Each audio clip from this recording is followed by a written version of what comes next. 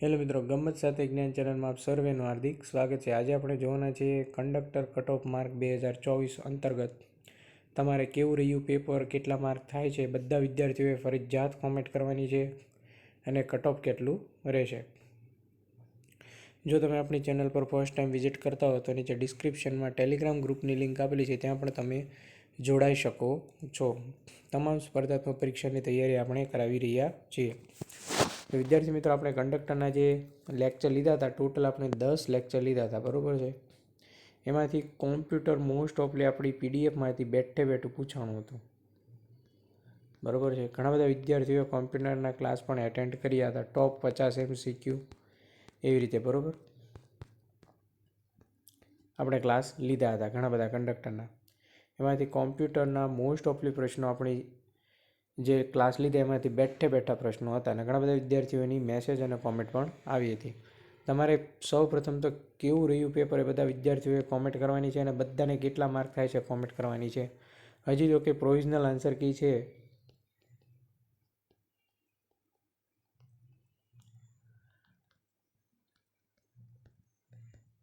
Provisional answer key આવે ત્યારે પણ આનો અંદાજ ખૂબ જ સચોટ આવી જશે, બરાબર છે। એટલે બધા વિદ્યાર્થીઓએ પ્રોવિઝનલ આન્સર કીની પણ રાહ જોવાની છે। તો કેટલું મેરિટ રહેશે આપણે ચર્ચા કરીએ। તો સૌ પ્રથમ તો છે એ 1 કલાકનો ટાઈમ હતો, 2320 પ્લસ જેટલી જગ્યા હતી કંડક્ટરની, 30,000 સમથિંગ પ્લસ વિદ્યાર્થીઓએ પરીક્ષા આપી હતી, બરાબર છે। આ પરીક્ષામાં ઘણા બધા વિદ્યાર્થીઓને 1 કલાકનો ટાઈમ હતો એટલે અમુક પ્રશ્નો સરળ લાગ્યા, જેમ કે કોમ્પ્યુટરના, અમુક પ્રશ્નો હાર્ડ લાગ્યા અને 1 કલાકનો ટાઈમ અને 100 માર્કનું પેપર એટલે અમુકને અમુક પ્રશ્નો ટીક કરવાના પણ રહી ગયા, બરાબર છે। એટલે ઘણા બધા વિદ્યાર્થીઓના પ્રશ્ન સરળ લાગ્યા છે, ઘણા બધા વિદ્યાર્થીઓને પ્રશ્ન પેપર એવરેજ ગયું છે। કેવું? એવરેજ। એટલે અમુક વિદ્યાર્થીઓ કહે છે કે મેરિટ 75 પ્લસ રહેશે, તો એ ખોટી વાત છે। માનો કે હું તમને એમ કહું કે 100માંથી અમુક વિદ્યાર્થી છે, ઉદાહરણ તરીકે 10 વિદ્યાર્થી ગણો ને 10 વિદ્યાર્થીઓને 80 પ્લસ માર્ક થતા હોય તો એ વિદ્યાર્થીઓ મેરિટ કેવું કહેવાના? ઊંચું। પણ આપણે મેરિટની ગણતરી કાઉન્ટ કરવાનું છે એવરેજ, મેરિટની એવરેજ ગણતરી કરવાની છે। એટલે ઓલ ઓવર જોવા જઈએ તો મેરિટ મારા મત મુજબ છે એ 65થી 70, આની પ્લસ તો નહીં રહે, બરાબર। કદાચ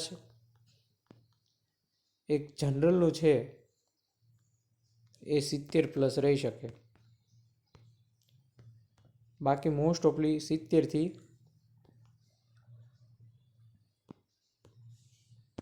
જનરલની વાત કરું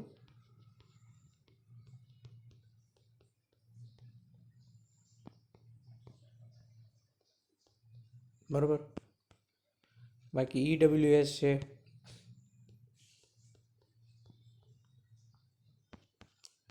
OBC છે,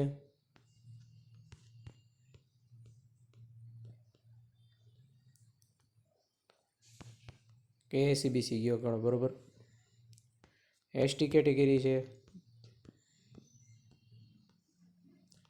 PS કેટેગરીનું જોવા જઈએ એનું પણ 60થી 65ની વચ્ચે અથવા 1-2% માઇનસ રહી શકે, બરાબર।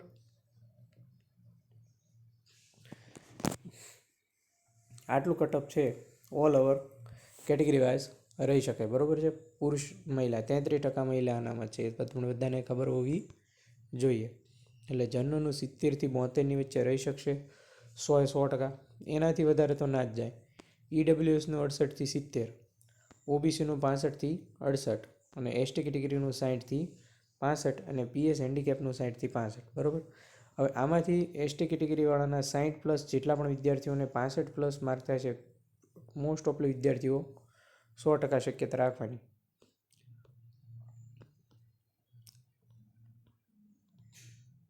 તમારે કેટલા માર્ક થાય છે?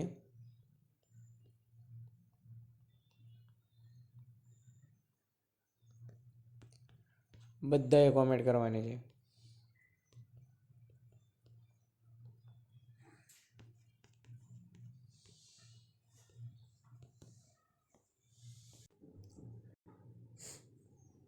બરોબર છે. જેને ઓછા માર્ક થાય છે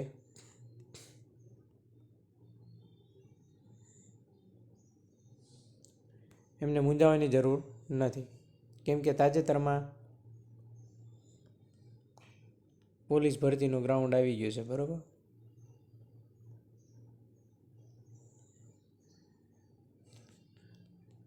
એટલે જેમણે દોડ ચાલુ ના કરી હોય તો દોડ છે એ ચાલુ કરી દેજો. બરાબર, હવે તમામનું ફોકસ અહીંયા જતું રહેવું જોઈએ. હવે કંડક્ટર ભરતી અંતર્ગત તમારે ઓછા માર્ક થાય છે તો હવે merit list final answer key આવે પછી મેરિટ આવે ત્યારે જ આના પર ધ્યાન આવવું જોઈએ. બાકી તમારે હવે એ બધું ભૂલી જવાનું. નેક્સ્ટ ભરતી પર તમારે ફોકસ કરવાનું છે. બરાબર છે. ઓછા માર્ક થાય છે, મૂંઝાવાની જરૂર નથી, કેમ કે કોઈ પણ સ્પર્ધાત્મક પરીક્ષા પાસ કરવા માટે તમારે ઓછામાં ઓછા માર્ક છે, ઓછામાં ઓછા માર્ક આવે તો તમારી નિરાશ કે હતાશ થવાની જરૂર નથી, કેમ કે નિષ્ફળતા એ સફળતાની ચાવી છે. તમે આ ભરતીમાં નિષ્ફળ ગયા, કંઈ વાંધો નહીં, નેક્સ્ટ ભરતી પર ફોકસ કરો. જો તમે આ ભરતીમાં નિષ્ફળ થયા ને એનું ટેન્શન લઈને ફરશો તો તમારા માટે એક જે નવી તક આવી છે એના પર પણ અસર થશે. અહીંયા પણ તમે ફેલ થશો, એટલે સૌથી વધારે નિરાશ થશો. એટલે એવું ના થવું જોઈએ, એટલા માટે તમારે હવે નેક્સ્ટ આના પર ફોકસ કરવું જોઈએ. બરાબર, જેટલા પણ વિદ્યાર્થીઓએ પોલીસ ભરતી ગ્રાઉન્ડમાં ફોર્મ ભર્યું છે, જેમણે પ્રોબેશન ઓફિસરમાં ફોર્મ ભર્યું છે એમની આપણે ફ્રીમાં તૈયારી કરાવીએ છીએ. 60માંથી 1 સીટ પાકી આપણી લેક્ચર સિરીઝ છે,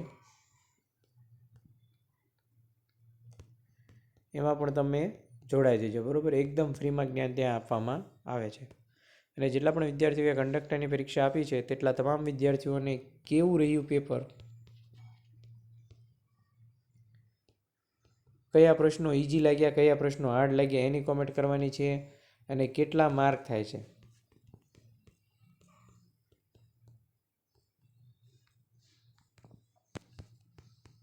તેની કોમેન્ટ કરવાની છે. બરાબર,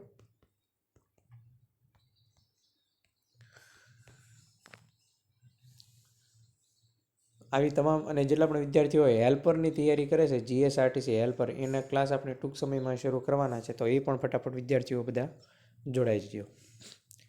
તો વિદ્યાર્થી મિત્રો, આ હતો જીએસઆરટીસી કંડક્ટર અંતર્ગતનો કટ ઓફ માર્કનો આપણો લેક્ચર. બરાબર છે, જેમાં આપણે જોયું, આગળ આપણે જોઈ ગયા તમામ કટ ઓફ માર્ક.